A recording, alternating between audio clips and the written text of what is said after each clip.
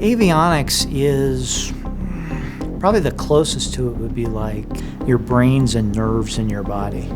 It's like the brain and the nervous system, with the flight computer being the brain and sending signals through the nervous system to other organs saying, do this, do that, to get the rocket where we need it to go. You've got the flight computer, which makes all of the decisions about what to do.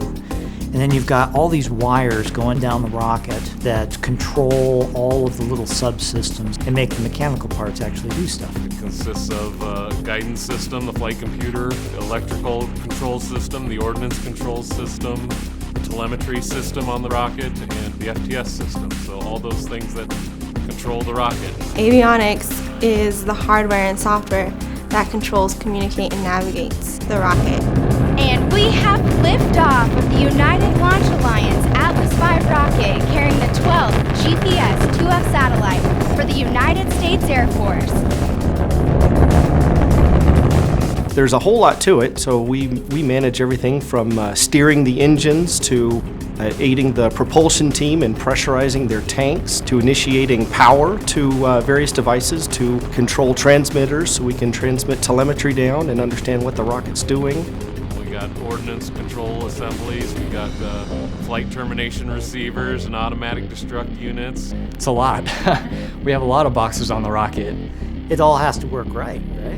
It has to make the right calculations, it has to seize the right data. At speeds of 12,000 miles per hour, it only has milliseconds to make the right decisions and send the right command. Basically put, I mean, it's like a super pilot. And it's really exciting just because we get to kind of run the show. We're the navigator. We're up in the big crow's nest telling everybody where to go.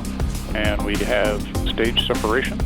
We have LOX and fuel pre-start on the RL-10. Our biggest, I guess you would say, almost secret weapon is a systems integration lab, which is basically a mini rocket that contains all of the avionics equipment built to exactly the same specifications that the rocket uses. So basically put, we have a rocket in the building next door. The labs, they're really kind of the 21st century, right? This is the smart way to use our people, use our resources, and test a rocket out. We use internet capabilities, computer capabilities, so our labs allow us to be directly in contact with the launch site and support test activities remotely. We can interact directly from Denver with the launch site team down at Cape Canaveral, at Vandenberg, or even in Decatur if we need to support the teammates there. So a lot of enabling computer systems that really support a 21st century look at how do you test a rocket.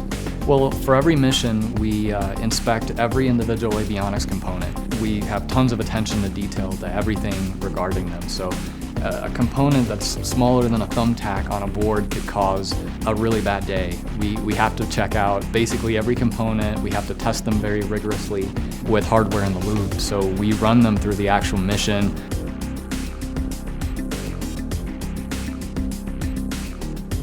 Test Like You Fly is the key piece that guarantees we know what we're doing, that our rocket's going to do exactly what we tell it to do, and that we're going to get the payload to orbit on time, in the right place, perfectly safe every time.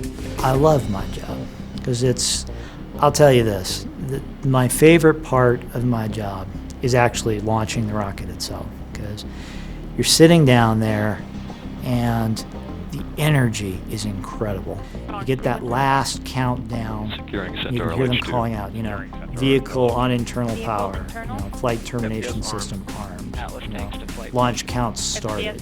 And it goes all the way down to 10, 9, 8, until you reach the point of T0 and the flight computer starts up the engine and the ground computer makes one last determination that everything is okay, and then it pulls all the umbilicals and unlocks the rocket and it flies off. And you see that rocket lift off and you're saying, God, I hope this works. And when it does, there's nothing like it in the world.